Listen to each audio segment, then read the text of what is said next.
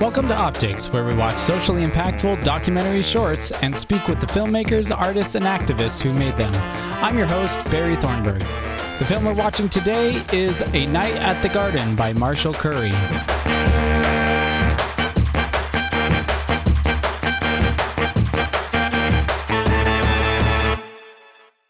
Welcome, everyone. To start things off, we are joined today by our returning guest, Dr. Gabriel Cruz. Dr. Gabriel Cruz is a media scholar that teaches at the University of North Carolina, Greensboro. He specializes in comics, news, media, and white nationalism. Thanks. All right. So with that, I think I nailed that. Let's go ahead and get into something serious now, shall we? Okay. Let's see here. I think we're good. All right. So, on that rocky start, let's get started. So, when tonight's film is going to be A Night at the Garden, as I said, it's by director Marshall Curry. Now, he was unfortunately unable to be with us live tonight, but he did grant me a recorded interview with him. So we are going to launch our film tonight, our screening, with a little bit of a discussion about the topic of the film amongst Dr. Cruz and myself, and then we are going to watch the film, and then we get to watch the wonderful interview with director Marshall Curry. So with that, let's go ahead and get started. Now, I want to prime this discussion by just kind of talking about my initial exposure to the topic of the film tonight. So A Night at the Garden revives the documentation of one of the largest pro-Nazi rallies ever held in the U.S. The film footage juxtaposes iconography of American patriotism with fascist imagery, usually only showcased in propaganda films such as Triumph of the Will, if you've ever seen it. My first confrontation... Well, okay, you have definitely... I don't care who you are, if you lived in the United States... Well, if you live in the world, you've seen... imagery that is inspired by Triumph of the Will. You see it in the Star Wars movies. It's everywhere. But my first confrontation with such imagery of Nazism in the United States created a hurdle of initial disbelief and cognitive dissonance for myself. It did not resonate with my understanding of American patriotism, which was antithetical to the values of fascism in my mind. It left me to create a barrier between myself and those I saw portrayed in the imagery. Surely these were exceptionally bad people who were intent on destroying the peace-loving, freedom-fighting America that eventually went to fight the Nazis, right? Surely normal Americans didn't believe in this. Surely a special kind of derangement is needed to be an American and espouse or support fascist and racist principles. But to believe this would mean I have to ignore the objectivity... or I would have to ignore the objectively openness of rallies such as this, its conspicuousness, the public presentation, as you will see in the film, not to mention the often enthusiastic participation of law enforcement to ensure that rallies like this existed and also successfully completed. They did not need to recruit from the fringes of society to make this rally possible. And so while there's lots of things to unpack regarding the U.S. pro-Nazi movement, I think what I want to really focus on our discussion is on this feeling of cognitive dissonance that I experienced when I first learned about it. I was in my undergrad and I was taking an elective. It wasn't even part of our required gen ed curriculum to even learn that this event or events like it even happened. I almost feel like I got lucky that I learned that this was a thing, right? And so I want to kind of tease out, what was it that I was going through back then, and why did I and others in my shoes, I remember people in my class were just myself mind blown, right? Why? This was a thing, and surely we should be able to tease that out a little bit more. So, Dr. Cruz, let's go ahead and start off this discussion. First, let me get your thoughts on what naive Barry was thinking back then. I'm envious of naive Barry a little bit. No, I don't remember when exactly I came across this piece of American history, but I know that when I did, I was surprised that there was a gathering, not so much that there was sympathy for them. If that makes any sense. Yeah. I was surprised that roughly 20,000 self-identified American Nazis, National Socialists, felt comfortable enough to book Madison Square Garden and to in that kind of public arena, right? Not so much that there was actually a lot of sympathy for it, that perspective, or for Adolf Hitler at the time.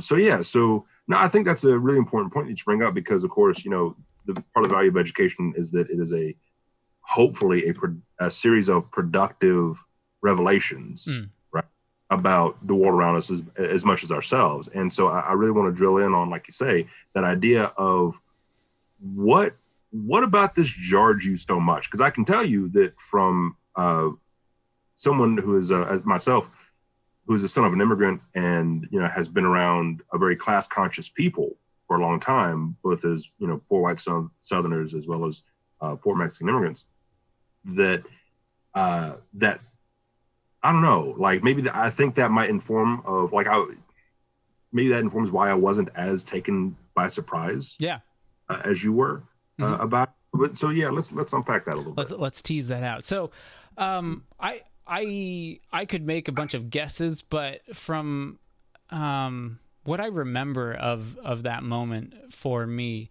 it was kind of, I mean, I like I've already said, there was a kind of jumping back and forth between disbelief and trying to, like, should I excuse this? Or, how can I protect my view of America as this collective of people who generally agree that we should believe in freedom, in the same flavor of freedom, and to believe that people should have access to certain things in the same ways, right? Like I have this wonderful rose-colored set of glasses on at the time, and basically bringing this up was one of many opportunities for someone, usually an educator, to take those glasses off me for a moment and have me see who we are, right? And it's I don't know. I think oftentimes I think what I was trying to do is, like I said, protect that rosy picture of who I thought we were as a people. And especially with,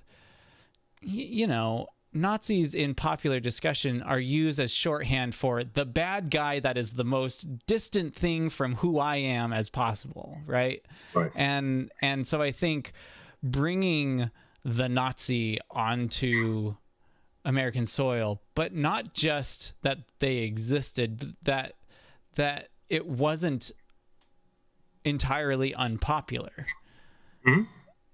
Just wait, what? No, how could we have a society that allows that to exist on American soil, and so Absolutely. Young Barry is like trying to work this out. What on earth could have allowed this? Surely we were asleep or something. We just didn't know this was happening. But then, it's at Madison Square Garden. They're not being secretive. These aren't like held in the forest under, like these aren't Klansmen in hoods off in the field somewhere. Right. Like this is open. This is advertised. They want people to be there. They want people to know this exists. Yeah. Mayor LaGuardia had to approve this to happen. Yeah. And so there's a few things that I'm hearing that are kind of interesting here. And one of them is we engage in myth making often when it comes to our history, and not so much because we're trying to propagandize our history, although often that is the case, but because it's easy. It's easy to remember, that kind of thing. When, like, for example, just off the top of your head, how many founding fathers could you name? 4 or 5, right? Right. And they're the usual 4 or 5 that most of us know. Yeah. Right. Like, Jefferson and Madison and Washington and Franklin and right. Hamilton and who else? And most of us know Hamilton because of the Broadway play. Right. But so there's one that comes to mind that we don't often talk about, although we know his name very well, and that is Elbridge Gerry. And Elbridge Gerry is the guy that we have termed gerrymandering named after. So it's gerrymandering, if we're following that, right? But so he has this great quote, and I say great because it's horrifying and reveals a lot about our and that is, he was concerned at the framing of the Constitution of a, quote, excess of democracy. And that tells you a lot, because his perspective was taken very seriously. Yeah. That's why originally only certain groups of people, wealthy white male landowners, could vote. Right. It's why the Senate was appointed originally until we introduced an amendment that made senators voted on by the public. Right. Originally, they were appointed by state legislatures to help remove some of that mass democracy influence. And so we forget that there has been this recurrent theme throughout our history of a country that is sympathetic towards less democracy. And that's, of course, fascism is the least democracy, right? It's the sort of dictator, king beyond reproach. And so in our current understanding of American history, because we have to get from there to here, right? And we value ourselves as a democratic people, we convince ourselves that, oh, well, they were democratic the way that we are. Not the case. Right. We forget that there's that through line. Yeah, that like you pointed out, democracy was a compromise that we had to chip away at in order to instill more democracy into the country after it had been founded, even, right? It didn't start off that way. Democracy was a proposed idea amongst all the other ideas. and there was generally a distrust for the common man being able to contribute in some meaningful way in other ways than just labor. And it's interesting. So with this, what I found in kind of being self-reflective about this on my own and doing some digging around, surely we could spend lots of time talking about World War II, the Nazis. We could talk about the Holocaust and really tease that out. Like, how did it come to be, and how did that bleed over into American society exactly, and who were the people involved in all that? And I think that's really interesting and worth knowing. I think we should read up on that. Hence, get rid of the shock value of that information for sure. Yeah. But I think I want to kind of dwell on this idea that we're talking about, the phenomenon itself that created the situation for Barry to be shocked by any of this, and that's there's a name for it, or there's several names for it, and there's some nuance there, but generally speaking, I want to talk about collective nostalgia and how it functions in society, particularly in its selectiveness of what we remember about the past. So nostalgia in general is us looking back longingly to our past, whether that's on a personal basis or as a collective. Like, collective nostalgia is we have a group of people and we all look at our history in a certain way, but we long for it, right? And so in looking at this, I think we can easily point to things that are currently going on in American society and on a popular realm that engage in this. But before we do, I found a study that I thought was interesting. It's called Nostalgia for America's Past Can Buffer Collective Guilt by Baldwin and some other authors. But Baldwin found a few things. So what he did is he had several groups of people, and he would engage with them individually, or he and all those involved in the study. They would engage with these people individually, but categorize them in two groups.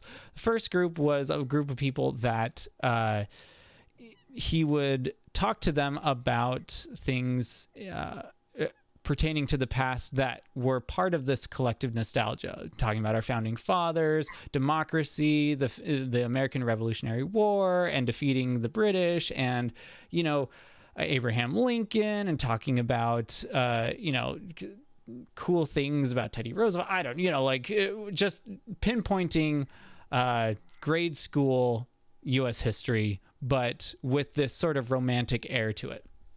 And then the other group, the other primary group, he talked about in pro-America language again, but talking about contemporary things that we as a people deal with, right? And the accomplishments of America and American society today, but not looking back in history, right? Like, what are current things that we've accomplished, things that we generally consider as positives.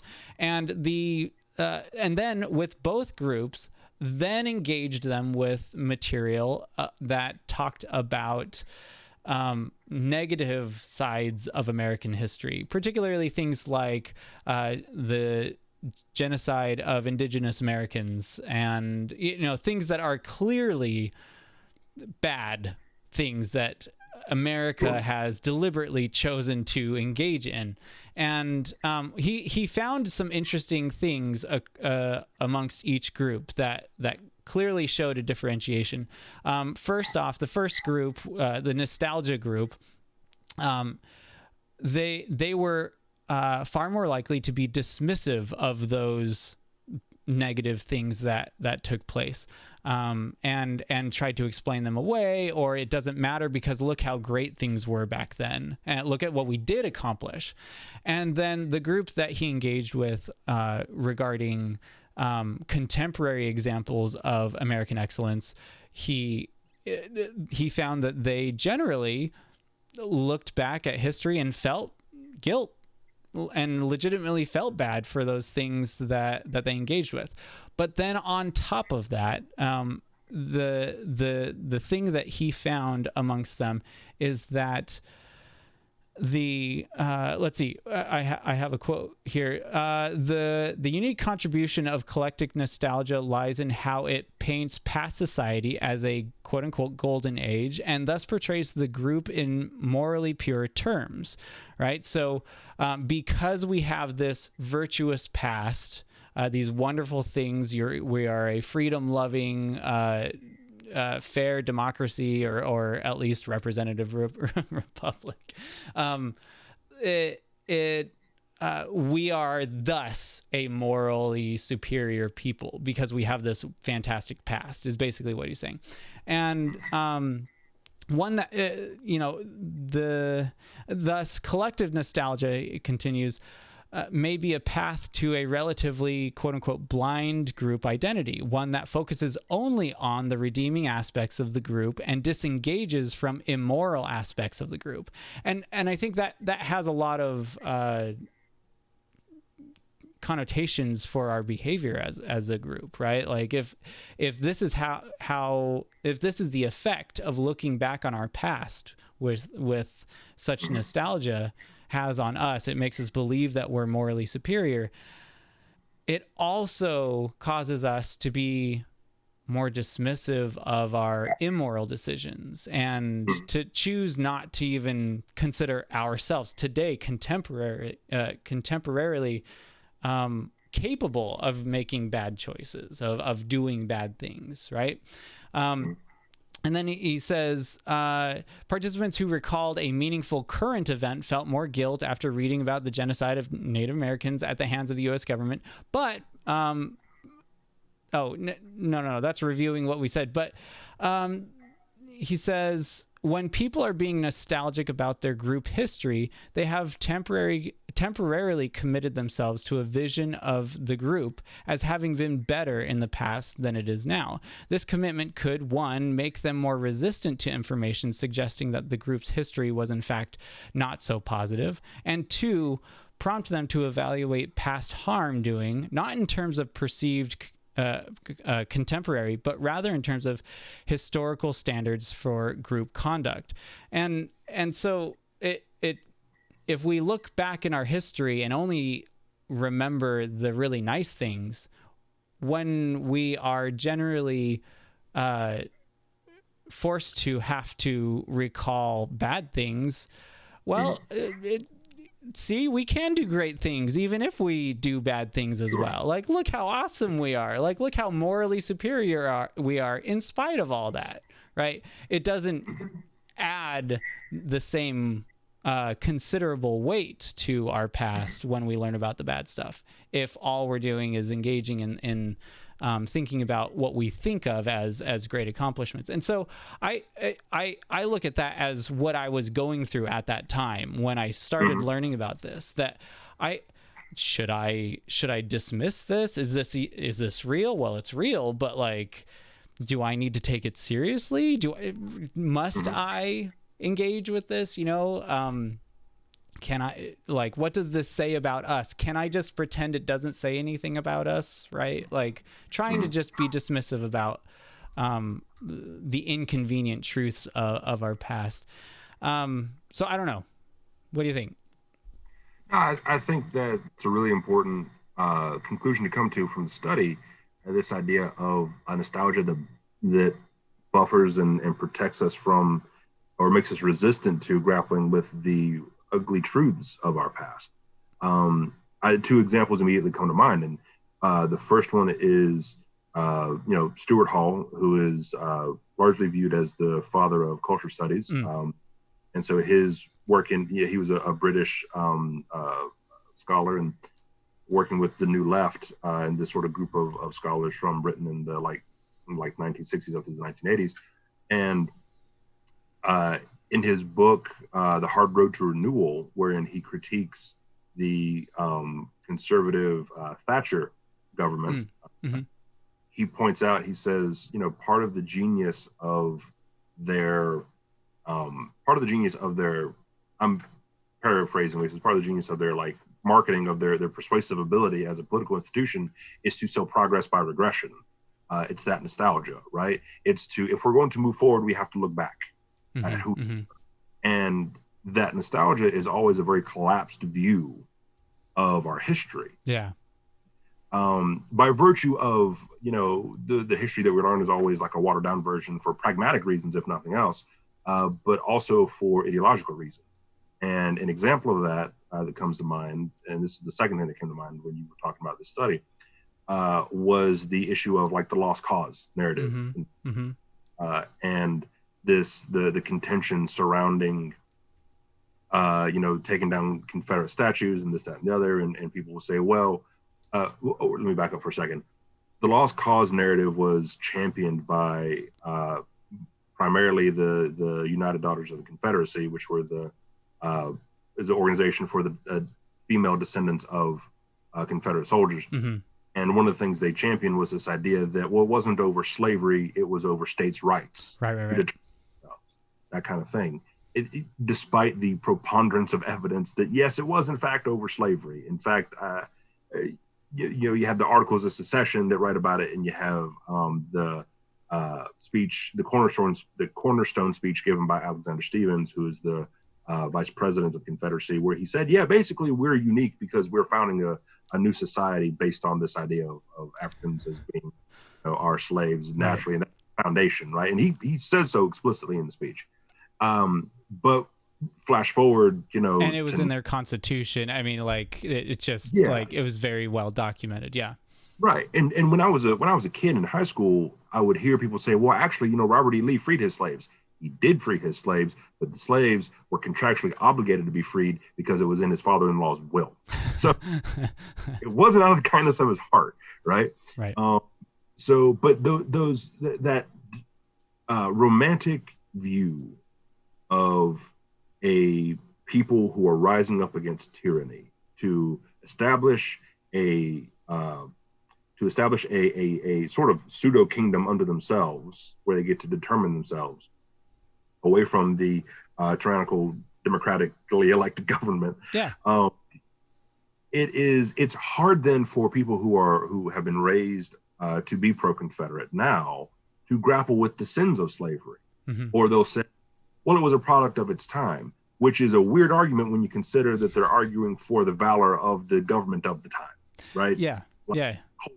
Yeah, for some reason that argument never in their heads. Well, and that argument in itself, I think so often I've heard over and over again, and honestly, it wasn't too terribly long ago that I kind of argued along the same lines that, like, back then everyone was racist. How were they supposed to know that racism was wrong? Well, there were a whole lot of people actually not cool with it, particularly the slaves, right? The people who were enslaved weren't real cool with it, and they voiced their opinions on this, right? Like, these were people too. They had peers who were telling them this was not okay.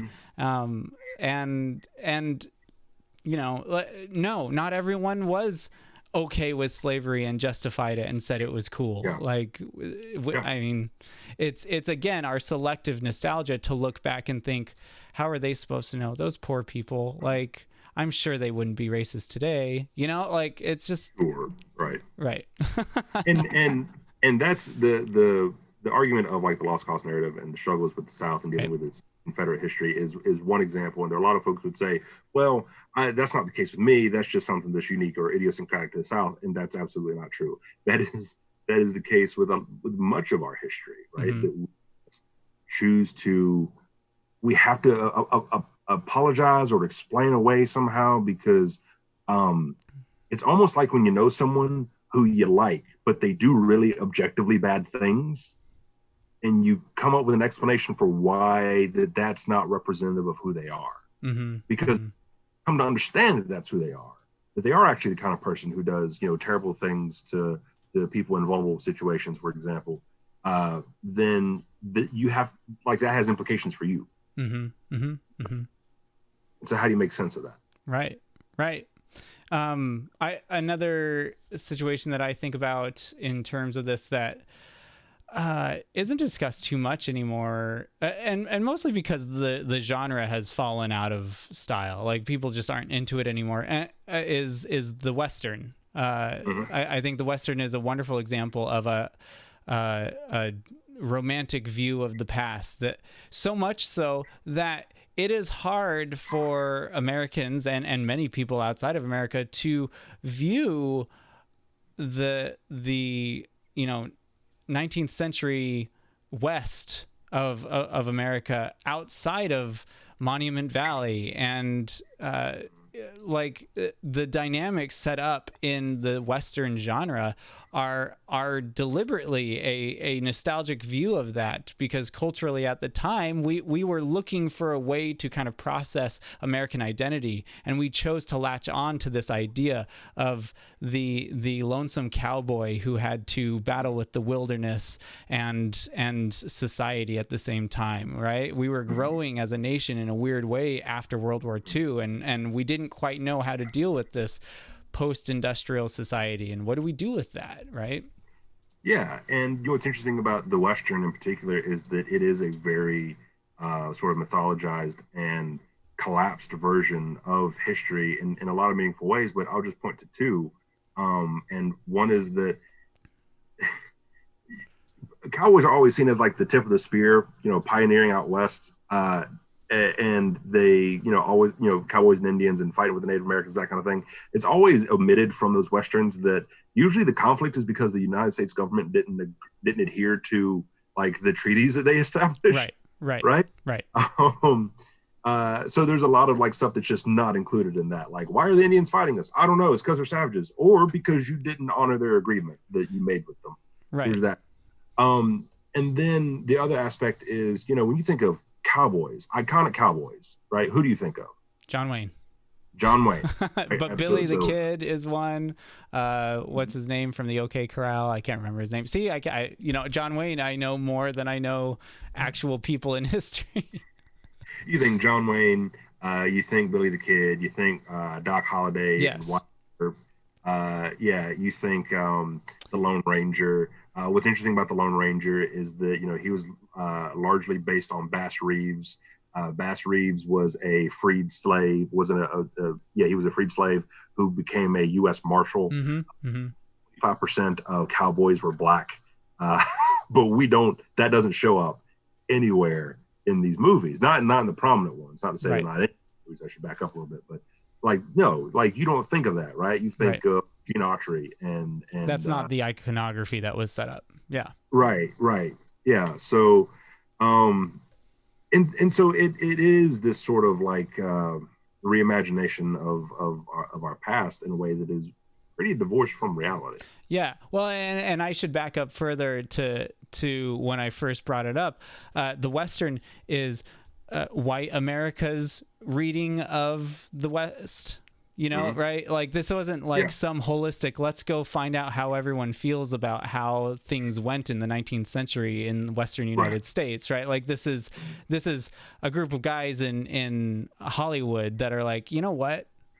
I have this idea. Let's go to Monument Valley. Let's film some sweeping landscapes. Let's turn this guy who's going to be rugged and autonomous, and he's going to go beat up some Native Americans and get the woman and kill the bad guys and become the lawman, right? And it's this macho kind of self-reading. This is what we want to believe the Western United States is or was, and who we are now because of it. I just want to point out that often the Native Americans were not represented accurately, even in terms of their dress and that kind of thing. And anyway. Right. Well, and I mean, it wasn't. Yeah. Yep. Yeah. I mean, not even getting actors who were Native American to play those. Right. So, but this gets to this also idea, and it's interesting that we pick up on the cowboy from the Western movies, because the cowboy absolutely embodies a lot of the qualities of a certain type of man, right? There's a certain manly man. He's a frontiersman. He's self-sufficient. He always gets the girl and then rides off into the sunset because he's also non-committal. Those kind of things, right? And so you flash forward to now in 2020. When we have a particular slogan going around, which is "Make America Great Again," which is a direct callback to the past. Now, do I think that does that slogan directly go back to the past explicitly in terms of the Madison Square Garden meeting? Right. I don't think so. Yeah, probably not. Right. But does it flirt with it? A little bit. Well, I mean, that slogan alone originated with Nixon. Am I not correct on that? That was where it was popularized in a sort of. So, I guess originating is the wrong. I wouldn't. I'm sorry. I had a thought there that actually conflicts a little bit with what you're saying. I was thinking, so "Make America Great Again," I think may go back to the Nixon administration. Sure. I'm thinking first, which actually back to Nazi Germany, and then before that it was World War I era Germany, because it was about them unifying the German kingdoms into a common nation. So Germany first was that idea. I'm sorry, but yeah. But I mean, even then, but the "Make America Great Again" was a Nixon campaign tagline, and Nixon campaigned on a lot of resentment that that was created because of successful civil rights legislation and no. Oh, what?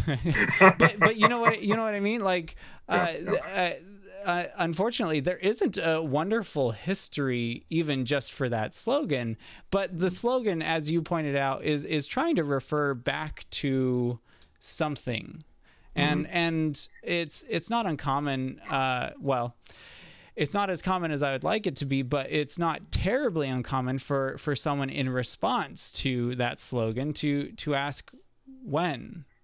Yeah. When was America great, and for whom, right? Who are we talking about when we say America was great? Because I'm going to just say few, not because I know of a specific case, but there's few times where America was great for the majority of people who called themselves American in history, right? And so the people who were allowed to be American, Exactly. So when again, it's part of this selective nostalgia for the past. We are clearly not thinking about who America was great for at any time in the past. If we're going to say that we should refer to the past as a blueprint for how to move forward. So that's actually a really interesting point. And one of the things that comes to mind is when you say, well, when was America great? I would contend that we have had moments of greatness, right? Sure. But then other things really got in the way. And I'll give you an example is 1921, Greenwood, Tulsa, Oklahoma, the burning of Black Wall Street, right? Which was I'm worried about what you're painting as a good highlight of American history here. That 1921, a Black community became one of, if not the most prosperous neighborhoods in the United States. Right. Based off of the skill set and abilities and just their that was a testament to what was possible and could still be possible. And then if you know the story of Black Wall Street or Green Oklahoma, you know that it was burned to the ground. And the earth was salted, metaphorically speaking. I mean, they used planes and may have actually dropped bombs on the neighborhood, and it was led by like Klansmen and race from the surrounding areas and that kind of thing. So what I'm saying is there was that moment of greatness that was this neighborhood that thrived. Right. And then also this other quality that defines America immediately burned it down. Right. If that makes sense. Mm-hmm. Totally. Yeah. I mean, we have. Nazis, man, I tell you. Yeah, so I mean, it's interesting, but I think overall, I while there's so much more to learn in regards to the topic of this film and the historicity, is that a word? Of it. It is now. Yeah. I hereby decree this day. I'm a doctor of communication. I think I can do that. Yeah. I think if nothing else, maybe we can walk away, especially if this is any of our viewers' first time viewing this film. I hope we can walk away from this kind of realizing that, hey, there's some dicey things here as far as like we need to check ourselves while watching this and recognize if we never knew about this, why in your personal life, why didn't you ever know? And yes, it's important that we know about this, right? A pro-Nazi group gained some serious traction in this country, and it took a worldwide tragedy for it to shake us out of it, right? And it's not like we fully recovered because we chose to forget it. It's also important to remember that at the time that this happened, right, 1939, at the time this happened, we stories about what the Nazis had been up to as part of their insidious machinations for oppressing peoples was becoming known. We didn't understand the scope and scale of the Holocaust, not until towards the end of the war and then in the years after. I'm referring to Kristallnacht, right? The Night of Broken Glass. Yeah. Was in late 1938, where the German government had this one or two nights of just destroying Jewish businesses and rounding people up and putting and things like that. And the stories were reaching the American shore, right? The Jewish community in the United States had been hearing about these things. Yeah. You start hear about the folks from Frankfurt, Germany, the Frankfurt School in Germany. The intellectuals had been leaving ahead of time because they were afraid. Many of them were Jewish. They were afraid of what was going to happen to them. So we knew what was happening. And then still this gathering of 20,000 self-identified American Nazis. And what's important to understand about that is that 20,000 that could make it. Right. That's 20,000 that had the means and the ability and the location to travel to this place. Yeah. Not to mention all the folks who agreed with them, but just couldn't get there. Right. They still felt empowered enough to have this meeting that was, we have footage from because it was recorded, right? Like you say, it wasn't, some sort of clandestine meeting out in the woods. Yeah. Yeah. Man. Killer. Well, I think now's a good time, as good a time as any, to go ahead and switch over to the film. What's going to be great is right after, as already announced, we're going to get to see the interview with the director, and after that, I'll wrap things up. But Dr. Cruz, always a pleasure. Thank you for coming back. Thank you for having me, Mr. Thornburg. I always.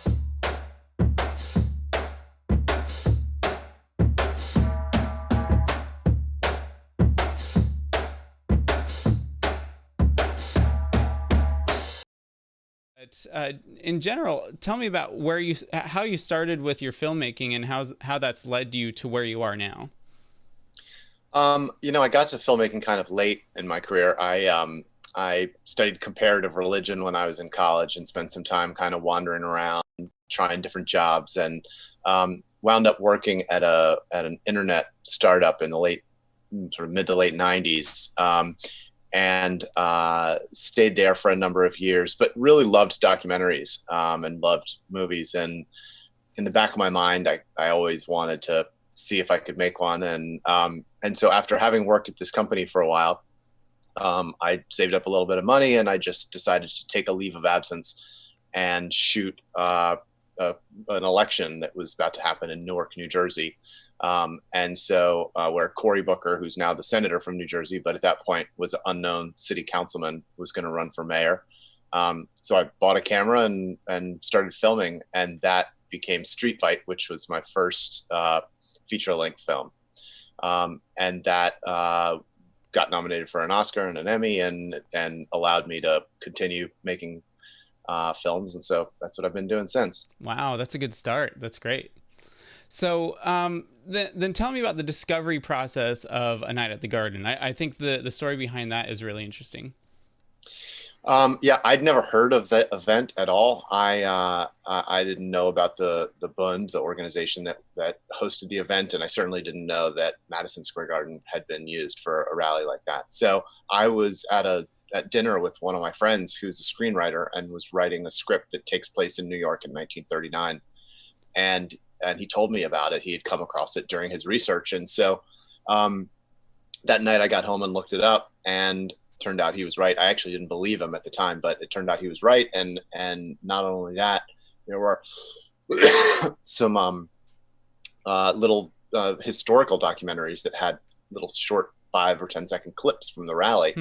And I figured if there's 5 seconds of this thing, there's got to be more than that. And so I got a friend who is a archival researcher to start calling around to archives to see if anybody had clips of this footage. And it turned out the National Archive had some, and UCLA's archive had some, and Grinberg Archive had some, and a lot of places had pieces of the thing, but nobody had ever really pulled it together. And some places there was video, but the audio didn't match, and some places we had audio, and the National Archive there was film that had never been scanned high def before. So anyway, I got all of the footage into my office and started watching it, and my jaw sort of dropped when I saw it. Yeah, it's remarkable.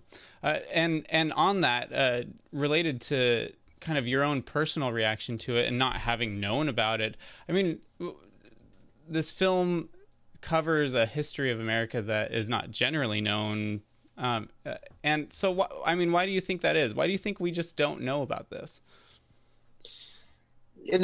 People tell the stories that they want people to know. They tell the stories they're proud of. And I think this is a story that probably Americans were not so proud of once World War II started. So, of course, this happened before World War II. And it happened at a time where the Nazis had made it clear what their agenda was.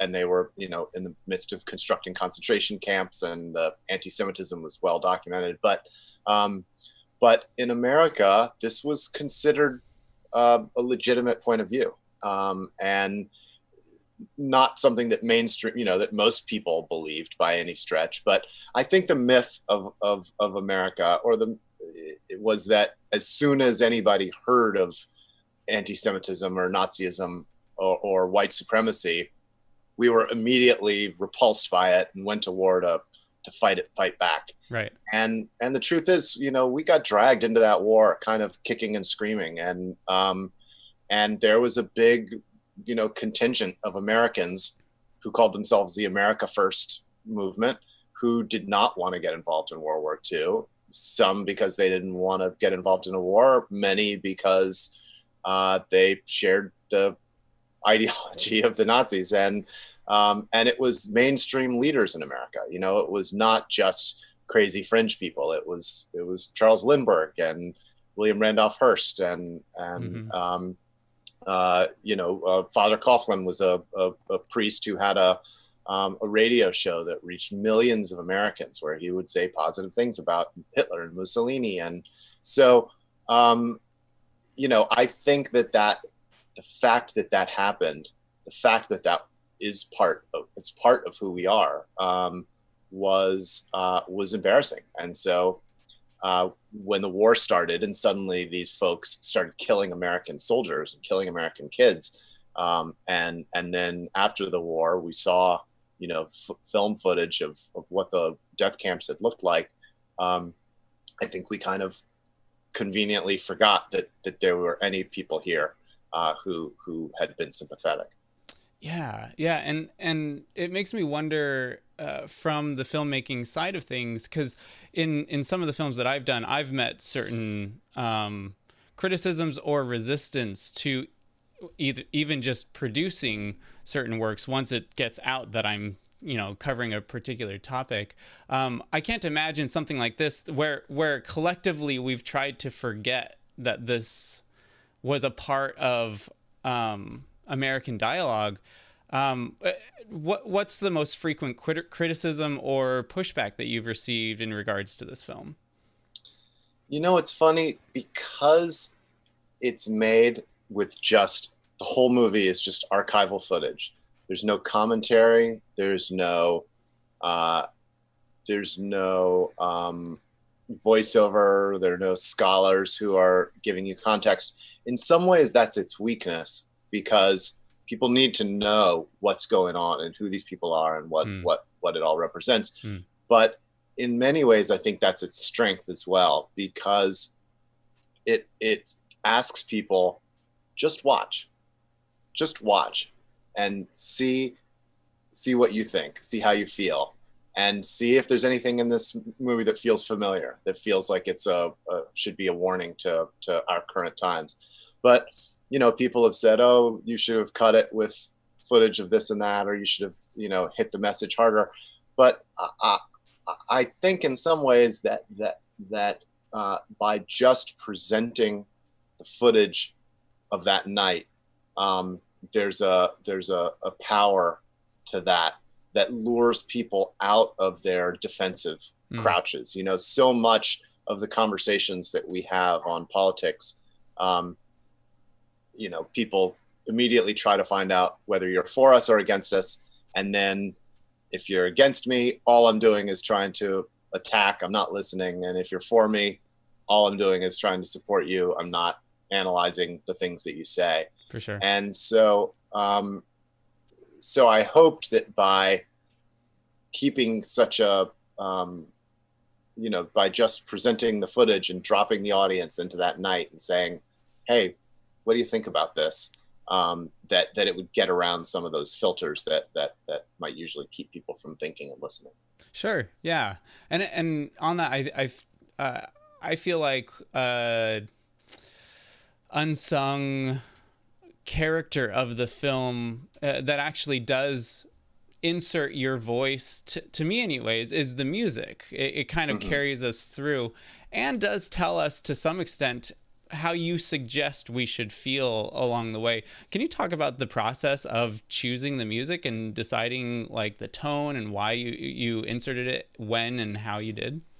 Yeah, I mean, that's a great point, because even though my point of view is not spoken, the film definitely does have a point of view, which I felt was important, because I didn't want the piece to come out and, pro-Nazi groups to appropriate it, to say, look how this shows our wonderful time, when America, came together to talk about kicking the Jews out of our country. The so-called good old days, right? Exactly. Yeah. So I did not want the footage to be misappropriated that way. Sure.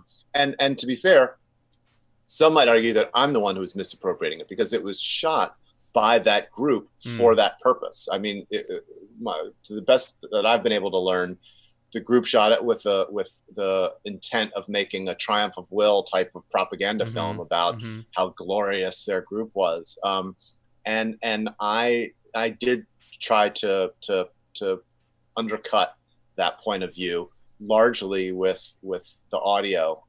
And so I swapped out the music that they were playing as they walked in, which was this triumphant, martial drumming, marching music. And I replaced it with something that I thought was a bit more anxiety, a little more anxious, and a little more thought provoking. And it gets more and more intense. There are these sections of dead silence where we just watch, and I think you feel that. And then as the music creeps back in again, it gets darker and darker and darker. And when the protester runs out on stage and is beaten up, the music gets very weird and discordant, and there's a lot of sound effects of instruments being played backwards and things like that I hoped would communicate to the audience that what they were seeing was not okay. And even though the footage is just the footage, I did do some things to it to again try to share a point of view. So as the protester is being thrown off stage, I slow the footage down to where it almost becomes frame by frame, because I really wanted the audience to be able to see this man's face and to realize that he was a human being, and to think about how he must be feeling, the fear that he must be feeling, and what it must have taken for him to run out on the stage that night to confront 20,000, people who would wish him ill. Yeah. And the risk that he took, whether he recognized the full weight of it in the moment or not, it's a pretty large risk he makes, right? And I think that's captured well, especially in the moment where we actually, while he's being, we'll say, dealt with on the stage before he's thrown off entirely, the boys that are on stage at the moment, we actually, and I don't know the intent behind this, but there's one boy in particular that becomes pretty prevalent, where, to me anyways, where he's rather celebrating the moment and really getting into it. It's exciting for him, and seeing that reaction while this person is being roughed up or beaten is quite potent to me. Yeah. I mean, that's actually another example of a place where I manipulated the footage a little bit. That in the original shot, that boy is just in the background of one of the shots. And so I zoomed and reframed that shot so that he would be front and center. To me, his excitement in the midst of that that moment was really important for the audience to notice, because that was what shook me so much about the whole rally, was the reaction of that little boy, the reaction of the crowd. I feel like there's always going to be evil, fringy people like the people who are making the speeches. But the thing that really got me was seeing 20,000 New Yorkers who probably were nice to their neighbors and their kids and had jobs and are wearing suits and hats, and they're out at an entertainment that night and just laughing and cheering as a man gets beaten up on stage, and as a group of people are attacked, who in the next couple of years will be murdered by the millions. And to me, to see, you know, quote unquote normal people swept up in the spell of a demagogue like that, that to me is the warning for America right now, is that we are, you know, we can be good people, and we can be brave people, and we can be self-sacrificing people, and we can also be led to do cruel and thoughtless things to each other. And the difference between whether we take one path or another is about whether, you know, people stand up to the demagogues who attack the press and attack immigrants and attack non-white people and non-Christian people. And so you know, that was the reason that I made the film, was because I was so shaken by the joy and the pleasure and the triviality that audience felt about what was appalling and terrible. Yeah. And I mean, some people will say, you know, looking into the past, of course, we're going to see those things and be shocked by them. But surely we've progressed, right? Surely we've learned from those moments. But I think the point is well taken, at least for me, that yeah, we all are susceptible to this. I mean, you know, I don't think that Donald Trump is Adolf Hitler at all. I don't think he's literally a Nazi, but he ran for president on a platform of excluding a minority religion from being allowed to come into this country.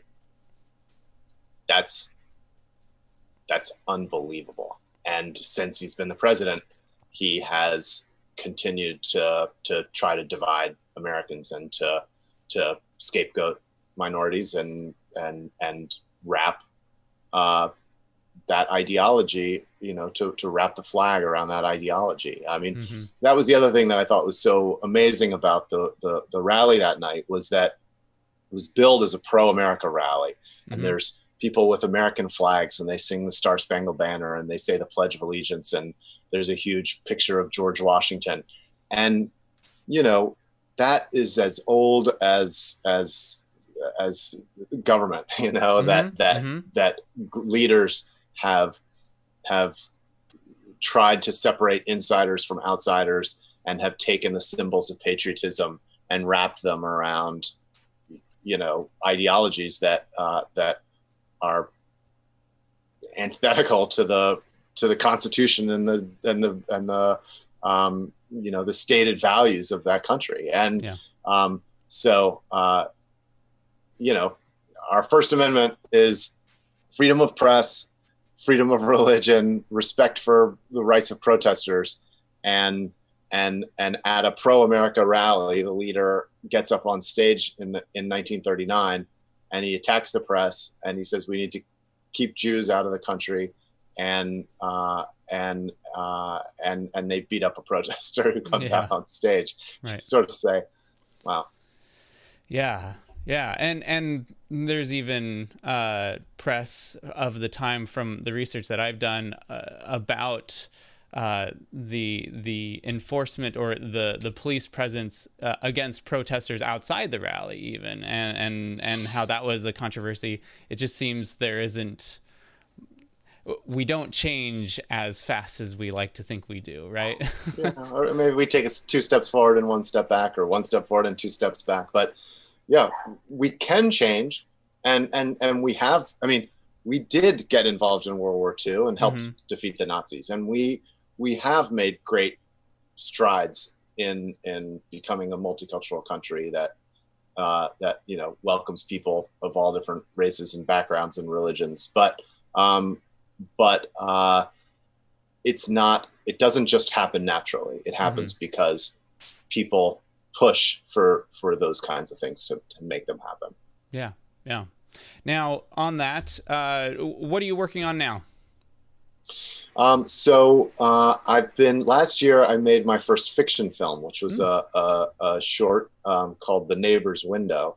That was the first time I'd written a script and directed actors before. And I really liked that process a lot. That film ended up winning the Oscar last year in March. Congratulations. So that was a really huge surprise and fun. If people want to check it out, it's free online. It's about 20 minutes. And if they go to theneighborswindow.com. Excellent. And I should also mention that A Night at the Garden, there's background information like what we've been talking about at anightatthegarden.com. Excellent.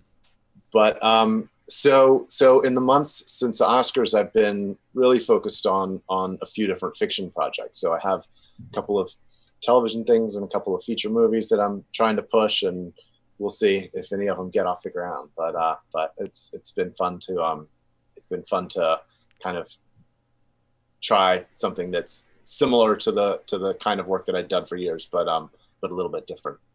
Excellent. Well, if people want to follow you and what you're working on, how can they do so? Twitter, I guess. I don't tweet that much, but I'm at Marshall Curry, and then on Facebook as well. I guess Marshall Curry. Yeah. So I post from time to time. I'm not the best social media person, but that's probably the easiest place to check it out. And if people want to look at old movies, my website's marshallcurry.com, so they can see some of the docs and projects that I've done in the past.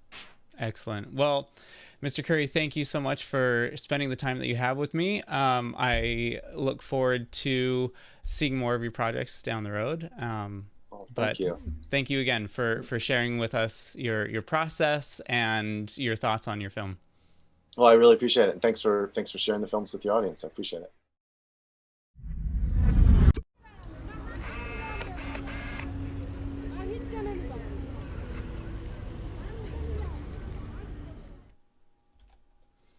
All right. Well, I want to thank everyone for tuning in and watching this, or if you are watching this as a recording rather than live, thank you for making it this far. Next week, we are pleased to have join us Emily Thornton. She is a participant, one of the main participants in the film The Adopted Life, Nico's Story, and it's a really wonderful film, so I look forward to our conversation together and viewing it together with our audience. So tune in next week for that as well. The schedule for our show is published on our website at thornburgmedia.com/optics, but you can also subscribe to our YouTube channel to more easily tune in to each episode and get notifications for when we go live. We only have two more episodes left in the season, and then we'll start back up in September, so don't miss out on that. If you're a filmmaker and would like to have your short film considered, you can contact me at the same location, thornburgmedia.com/optics. All right, everyone, thank you. Have a good night, and we'll see you next week.